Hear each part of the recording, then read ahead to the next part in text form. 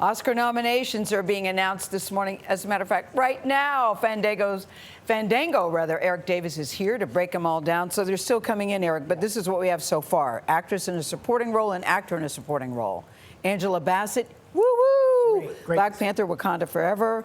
Hong Chow from The Whale. Carrie Condon from The Banshees. Jamie Lee Curtis in Everything Everywhere All at Once. Stephanie Hsu, Everything Everywhere All at Once. My apologies if I mispronounce anybody's name. But the big story here so far to me seems Angela Bassett, because she'd be the first Marvel person who's ever been nominated. True? Yeah, big. Those Black Panther movies doing wonders for Marvel right now in terms of like the best, in terms of these big Oscars. But yeah, Angela Bassett nominated in 1994, almost 30 years ago. Yes. And yeah, she's been winning this category at a lot of other awards. I think there's a groundswell of support for her. I'm rooting for her. I think she deserves it. Everybody else in that category is a first-timer. So that is nice to see. Even Jamie Lee Curtis as a veteran. Is a first-timer? First-timer, yeah. Okay, actor in a supporting role. Brendan Gleeson in The Banshees. Yeah. Brian Tyree Henry, I know him from Atlanta. He was great in that. Yeah. Judd Hirsch in The Fablemans. Barry Keoghan from The Banshees also. And Ki Wong Kwan. He's already won the Golden Globe. And Everything Everywhere All at Once. Yeah, Key's story is my favorite story of the too. season. Here's a guy, well known as a kid for starring in Indiana Jones and Temple of Doom and then The Goonies. Then Hollywood forgets about him. Just doesn't typically happens, it doesn't work. right? He's working as like an uncredited stunt guy in the early 2000s, but stays with it, keeps the dream alive, perseveres, finds his way to this And he role. was so good in this film. Awesome in this film. I think he's going to win Best Supporting Actor, an Oscar. I mean, this is like the Hollywood story, the quintessential Hollywood story. Right. And also Judd Hirsch, look at him, last nominated in 1981, similar to Angela Bassett. Like all of these years later, he gets his second nomination, and so that's really great. And he's in a small role in The Fablemans, but he's really good. It was a sweet moment at the Golden Globes with Steven Spielberg, when from the podium he said, "Thank you so much" to Steven Spielberg. And then you see him as that little boy in Indiana Jones, you know instantly who he is. Yeah, exactly. Is he the odds-on favorite as we sit here today, in your mind?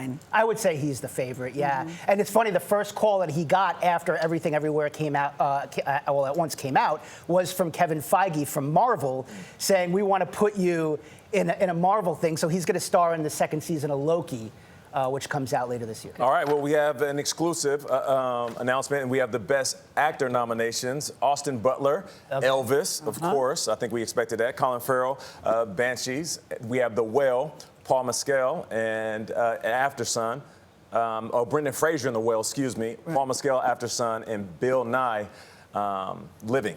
All first-time nominees. Really? Yeah, Paul Mescal getting in there is a surprise. I really think this is going to be between Colin Farrell, Brendan Fraser, and Austin Butler. I think, honestly, it's going to be Austin Butler. You do? If you Over look at, Brendan? Over Brendan? you know, I think it's going to be Brendan. You know what? Elvis Presley himself never nominated for an Oscar. And I believe this is the first time ever that a performance of Elvis is nominated for a Best Performing Oscar. And then you have there's extra weight to his nomination with the recent death of Lisa Marie Presley. So, but the voting was done, don't you think, already? Yeah, the voting's already in. For the nominations. Well, for the nominations, and then we have to vote for the final. Another round of voting. Yeah, but I think it's a great story. And it's funny, if Austin Butler wins, he'll be the first Best Actor winner that was born in the 1990s. Yeah. To win Best Actor. Oh, he was great in it, but everybody keeps talking about the Renaissance for Brendan Fraser. They do. Isn't this a big deal? It's a big deal for Brendan Fraser, and he's fantastic in the film. But look at what he's up against, Elvis Presley. And I just like when you think of Elvis Presley and Austin Butler does some of his own singing. The recent death of singing. Lisa Marie Presley also. Exactly. It just really adds to it. So I think this is Austin's year, and he's such a great guy. So we have Best Picture rolling in here, and as we run out of time, I just want to go. We got All Quiet on the Western Front, Avatar, Banshees of Inisherin, Elvis, Everything Everywhere, All at Once, Fablemans, Tar. Top Gun, apparently. Top Gun was nominated. Top Gun nominated. Remember, there's 10 in this category. Triangle of Sadness and Women talking. Black Panther was Interesting. not nominated for Best Picture? I do not see it on this list, and I did not hear it in my ear just now. These are just Okay. coming out. But if that's 10, then no, it was not. Does that surprise you that Black Panther wasn't apparently A nominated? little bit of a surprise, but this is the story, right? Avatar, Elvis, Top Gun, big studio Hollywood making a comeback. Remember, Apple won Best Picture last year for Coda.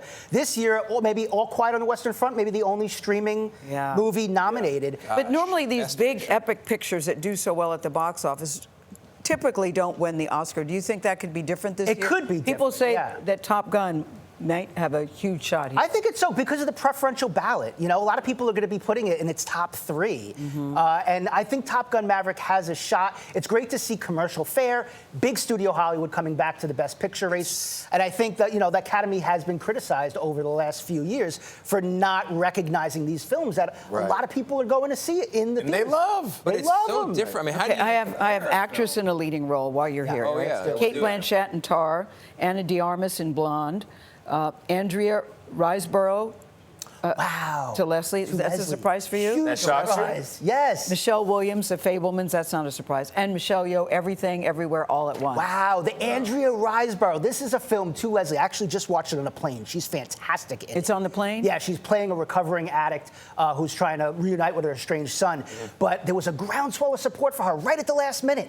And they actually made it happen and got her in there. So that, to me, best surprise of the morning. But Andrea Riseborough. Michelle Yeoh has been running away with everything. She has Seems been. to be between her and Kate Blanchett. I think it's, ultimately I think it's between Michelle and Kate Blanchett. I'm hoping Michelle Yeoh wins, first-time nominee, brilliant in Everything Everywhere. I mean, look, Kate's a legend, like, no doubt, but I think Michelle Yeoh deserves it. I can't wait for Oscar night. I love the Oscars. Big smile on his face. Thank you, Great Eric. morning. Thank you Thank very you. much.